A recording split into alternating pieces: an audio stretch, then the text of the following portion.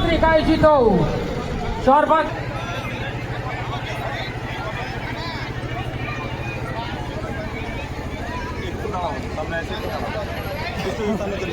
এবং আমরা দেখতে পাচ্ছি আমাদের সম্মানিত অতিথিবৃন্দ তারা মাঠের ভেতর এই উদ্বোধন ঘোষণা হওয়ার পরেই প্রথম ম্যাচ অনুষ্ঠিত হবে উভয় দলের মধ্যে, যেখানে পরস্পরই মোকাবেলা করবেন চরবাগডাঙ্গা বি টিম বনাম সাদ্দাম স্পোর্টস। আমি উভয় দলের খেলোয়াড়দের তালিকা আমাদের স্কোর বোর্ডে জমা দেওয়ার জন্য আমি আহ্বান জানাচ্ছি। এই ম্যাচটি পরিচালনা করবেন তারা এই ম্যাচটি অর্থাৎ উদ্বোধনী ম্যাচটি কিন্তু পরিচালনা করবেন। Football tournament 2025